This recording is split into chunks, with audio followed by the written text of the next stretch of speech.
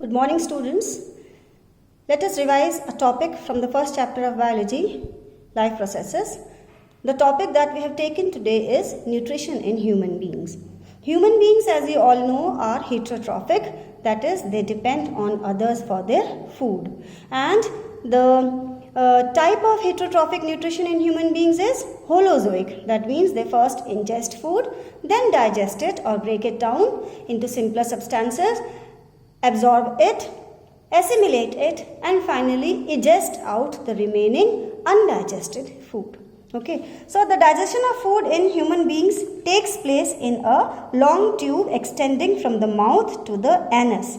And we see that the tube has different parts, and various parts of this tube are specially designed to perform different functions. Let us study each of this part now. The first part is mouth.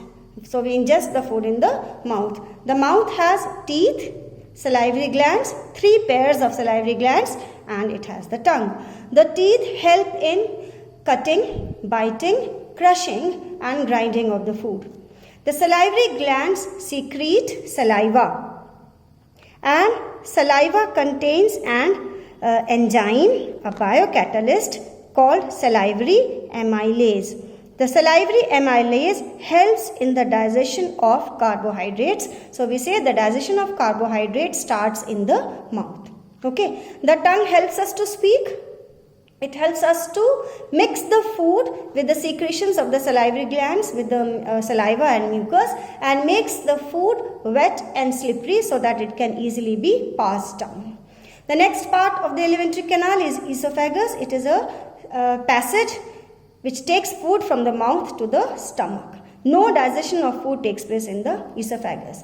The muscles of the alimentary canal are specialized to perform a rhythmic contraction and expansion type of movement. This rhythmic contraction and expansion of muscles of alimentary canal is called peristalsis. It takes place like this.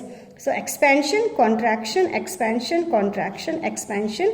It helps in pushing the food down into the different parts. Okay. The esophagus leads to a J-shaped organ located on the left-hand side of our body, the stomach. It is a large hollow bag which expands when food enters it.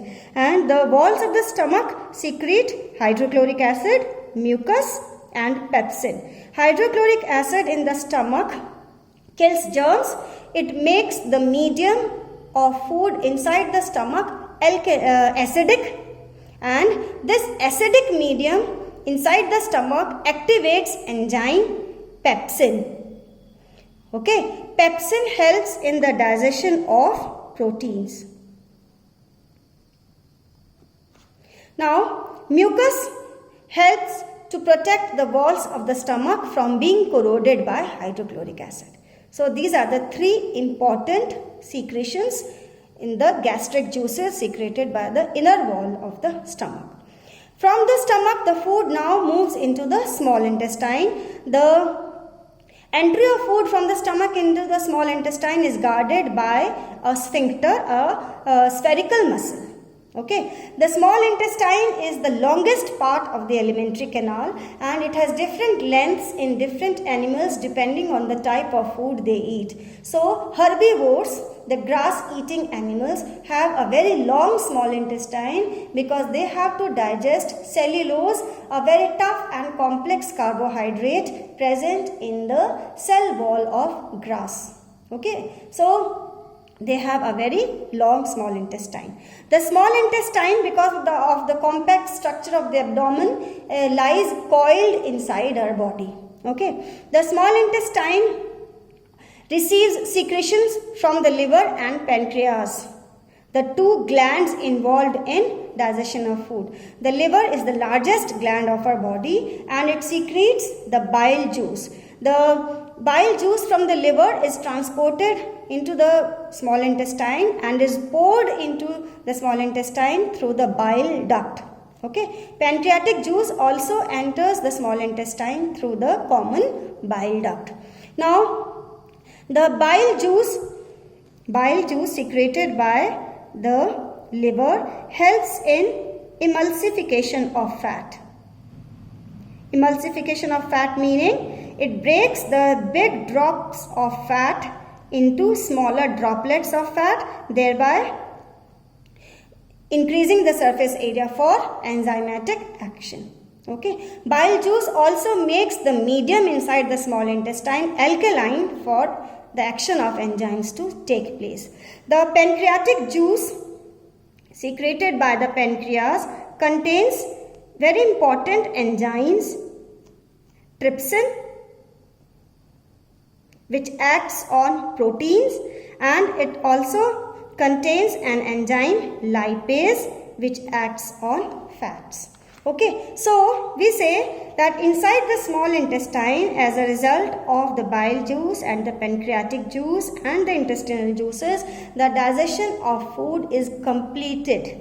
So the carbohydrates are converted into glucose, the proteins are converted into amino acids, and the fats are converted into fatty acids and glycerol. So we say that digestion is completed thoroughly in the small intestine, and it is time now for the food to be absorbed. So the small intestine is designed in a way that its inner wall is folded inside into finger-like projections. So this is the outer wall of the small intestine. The inner wall is folded inside into finger-like projections. These are the finger-like projections called villi.